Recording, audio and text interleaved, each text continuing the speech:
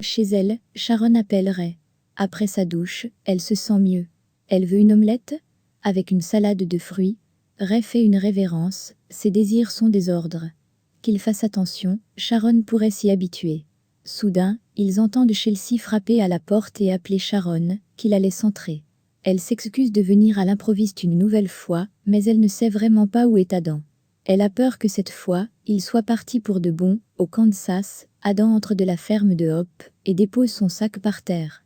Les larmes aux yeux, il inspecte la maison, son regard tombe sur la table de salle à manger. Théo entre au Society et voit Lola s'approcher. Elle est magnifique dans sa robe. Elle a eu le temps de rentrer se changer pour mettre une tenue moins ennuyeuse. Théo pensait qu'elle voulait un rendez-vous simple, mais elle reste parfaite. Lola devient un peu inquiète, mais elle est prête. Théo sourit, elle va adorer. Peut-elle avoir un indice ? C'est quelque chose qu'elle aime et qui est proche d'ici.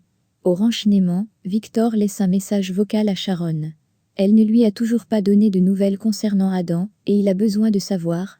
Aux Pentouzes, Chelsea est au téléphone, avec la personne qui s'occupe de Connor. Elle dit qu'elle ne sait pas combien de temps elle partira au Kansas.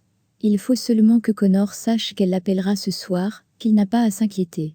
À la ferme de Hope au Kansas, Adam avoue à Sharon qu'il s'est vu tuer Age. Elle s'approche de lui et propose qu'il s'éloigne pour discuter. Adam refuse de partir tant qu'il ne connaît pas toute la vérité. Au dispensaire, Elna dit à Nat qu'elle est au courant pour son dernier rendez-vous avec Amanda. Le médecin ne sait pas si prendre un café est un rencard. Pour Elna, ce qui compte, c'est le temps passé ensemble et ce que l'on ressent. Nat n'aime pas qu'Elna lui pose autant de questions. Chez Chancellor Communication, Lily termine un appel quand Amanda entre dans son bureau. De bon matin, elles sont déjà débordées à cause de l'acquisition de la branche des médias de Neiman Enterprises. Amanda apporte justement quelques contrats à signer. Billy est là ? Non, il est en réunion, mais Lily ne sait pas avec qui, peut-être Théo. Jacques entre à la résidence à botte en sifflant et ferme la porte avec son pied. Tracy le rejoint et il se tait. A-t-il fait trop de bruit ? Dina dort. Tout va bien, le rassure sa sœur. Dina est avec son infirmière. Mais elle est surprise, Jacques vient seulement de rentrer à la maison. Dans la chambre de Théo, Lola sort de la douche, lorsqu'elle aperçoit qu'il a commandé un petit déjeuner. Il ne savait pas ce qu'elle aimait, alors il a pris un peu de temps.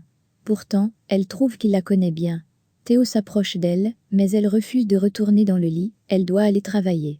Théo se reprend, il aimerait prendre le petit déjeuner avec elle, et discuter un peu. Quelque chose ne va pas ? C'est la première fois que Lola passe la nuit avec un autre homme que Kill, il veut s'assurer qu'elle va bien. Lola révèle qu'elle attendait ça depuis un moment, et ça a dépassé ses attentes. Théo ne doit pas s'inquiéter, même si elle apprécie le geste. Ce qui aiderait vraiment Lola, c'est qu'il l'aide à retrouver à son soutien-gorge. Lance-t-elle avec un clin d'œil. Au cottage, Ray s'inquiète pour Sharon, elle a l'air fatiguée. Elle n'a pourtant fait que des siestes aujourd'hui.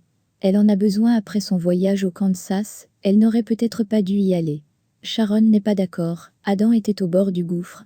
En revenant dans sa maison d'enfance, ses souvenirs sont remontés. Heureusement qu'elle était là. Même si elle se sent un peu somnolente, ça valait le coup. Elle s'inquiète tout de même pour Adam. Adam entre chez lui et s'excuse auprès de Chelsea, il était seulement parti se promener. Il vient pourtant de revenir, il avait besoin de temps seul, il ne voulait pas que Connor le voie dans cet état. Ce dernier ne sait même pas que son père est allé au Kansas.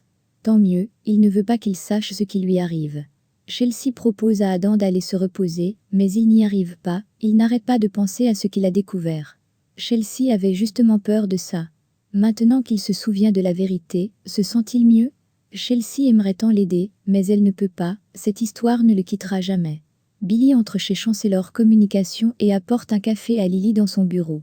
Ils ont quelque chose à fêter, la présentatrice qu'il a rencontrée est prête à signer un contrat de travail, l'entreprise va faire parler d'elle. Même si acheter une branche de Neiman Enterprises était un risque, ça valait le coup. Lily sait que Jacques est venu ici les féliciter ? En tout cas, Billy pense avoir reconnu son frère, mais il n'avait plus ce regard d'inquiétude envers lui. Lily le sait, Billy est content de rendre Jacques fier. Tout est allé très vite pour lui, mais Billy semble plus apaisé. Lily l'a aussi remarqué, elle pensait que c'était grâce à Amanda. Dans sa chambre au Grand Phoenix, Amanda prend son téléphone et se décide à appeler Devon. Elle le dérange ? Elle doit lui parler, est-ce possible de se voir ? Devon est au Society, elle peut le rejoindre après sa réunion. Au renchaînement, Chelsea appelle Adam. Elle commençait à s'inquiéter de ne pas avoir de ses nouvelles. Comment va Connor? Bien, même s'il ne comprend pas pourquoi ils sont venus dormir ici. Le chauffeur de Victor l'a déposé à l'école ce matin. Adam est aux Pentouses? Oui,